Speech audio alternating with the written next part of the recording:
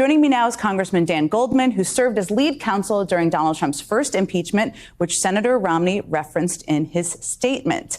So, Congressman, I want to start there. You obviously were leading that impeachment effort. Do you see parallels between Trump's behavior that led to his first impeachment, which you, again, played a lead role in, and this case surrounding these documents? There's a through line with Donald Trump from the moment that he walked down the escalator to today, which is that he does not believe that the law applies to him. He believes that he can push the envelope, avoid it, obstruct it, and that it does not matter to him. But he also believes, as Senator Romney put it, that everything he wants, whatever is in his personal interest, is also in the national interest. And that's how we end up where we are today, where he completely abused the classification and national security process. He disregarded it in such a blatant and dangerous way. And one of the things that people underestimate is how potentially devastating it is that Donald Trump not only had this incredibly top secret information, but was showing it to people without security clearance. And we know of two incidents that are explained in the indictment. But from my experience as a federal prosecutor, there are likely many more that just can't be proven beyond a reasonable doubt. So I wanted to ask you about that specifically, because obviously this indictment has a lot of shocking information in it. But as a former prosecutor, this is not the totality of likely what they will use in court, right? So how should we understand that? Well, that is generally true with indictments, although I will say I was very struck at the amount and specificity of evidence that was included in an indictment. You don't have to do that when you charge a defendant.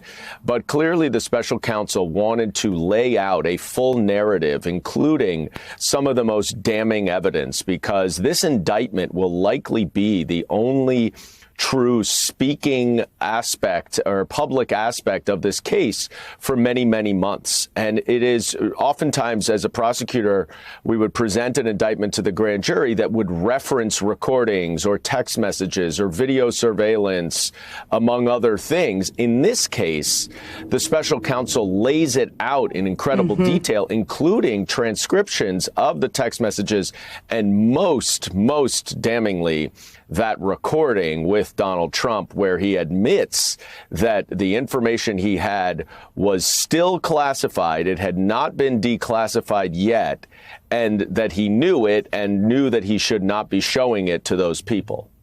I mean, indictments, legal documents, no offense, so since you're a former prosecutor, can be a little sleepy. This is certainly not. So now reading this, you said there's damning evidence in here. It's obviously very detailed. It tells a story. One of the questions a lot of people is asking is there enough in here if Donald Trump is convicted for him to go to prison? I mean, there are outlines at the very end about the maximum sentences, but what should people's expectation of that be? Well, it should not be whatever the maximum sentence is. There are sentencing guidelines that govern sentencing, which will be dramatically less than the total, statutory maximum of all of these crimes combined. So, there is real potential and likelihood of jail time if he is convicted. And the concern, I think, for many right now is that the judge that it was assigned to is a judge who has demonstrated unusual and somewhat lawless bias towards Donald Trump in favor of him, and was seriously rebuked by the Court of Appeals when she issued an order related to the search warrant of Mar-a-Lago. So I think the Department of Justice will have to evaluate whether or not they would seek recusal, and whether that judge would determine that there's at least an appearance of bias that would warrant her recusal. But she would have control over the sentencing. And you're, of course, referring to Judge Aileen Cannon, who has ruled in Trump's favor in the past.